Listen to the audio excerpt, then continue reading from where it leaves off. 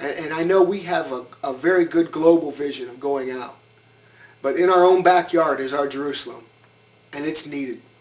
Winona Lake was being restored physically. It's beautiful. But where is the spiritual restoration of Winona Lake?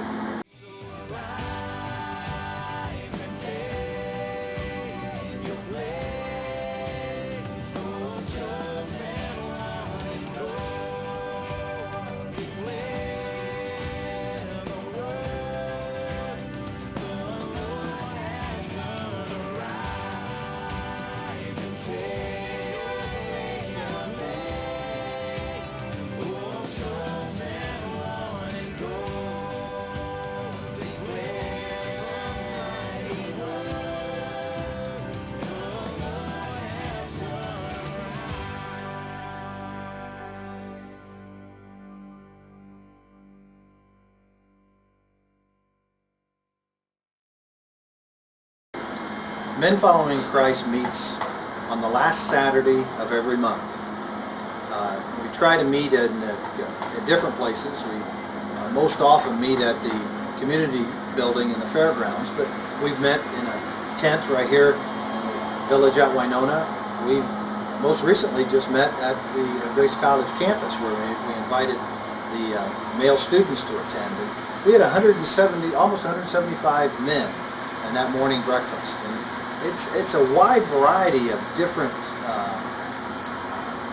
churches represented. We've never have done an official study, but we've unofficially identified almost 30 different churches in this community that have men attending Men Following Christ. And I'm encouraged by that.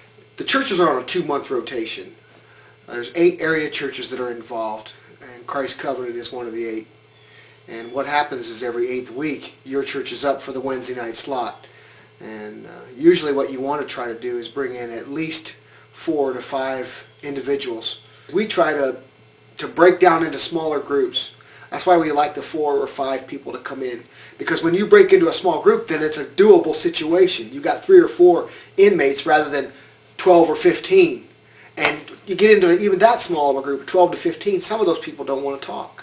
But if you break it into a 3 or 4 size group, then men and women are willing to talk about the things that really matter.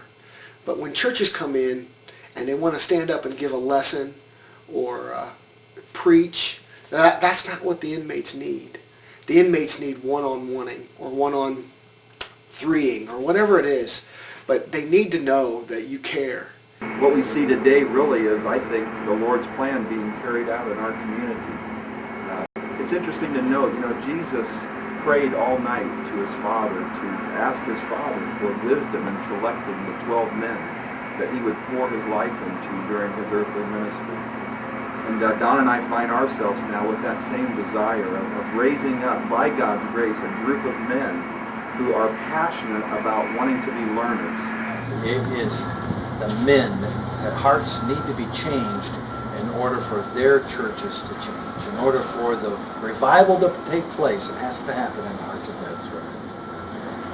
And our passion for their souls and for their growth, we hope is, like you said, contagious, and that it spreads not only throughout Christ Covenant Church, but throughout this whole community and through all the churches. But I think the critical thing is involvement on the inside, investing time with them on the inside, and then upon their release, somebody being there to greet them. Because there's always that issue of, where do I go now? I got nowhere to go. I don't have a job. I don't have any clothes. I don't have any place to stay. Just the little things, that we take for granted.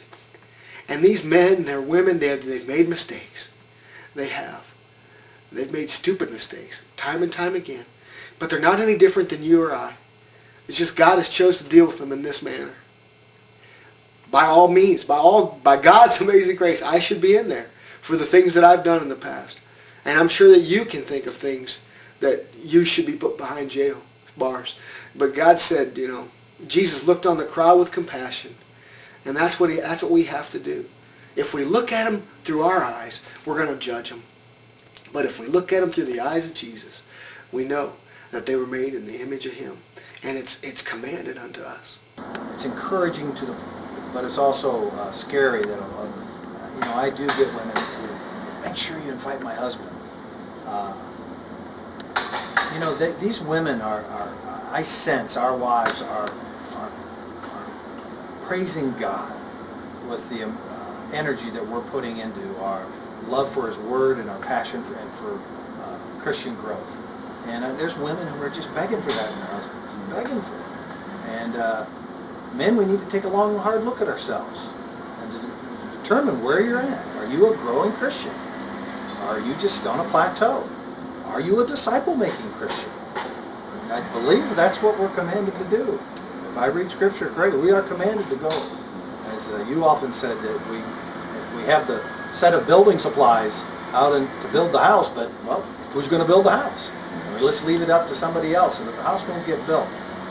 So, as Jesus reminded His disciples, the harvest is plentiful, but the workers are few. So I guess what I'd like to challenge and stretch people is get involved. Get involved. Our community, our Jerusalem is waiting, and this is just one area by which you can get blessed all over the place.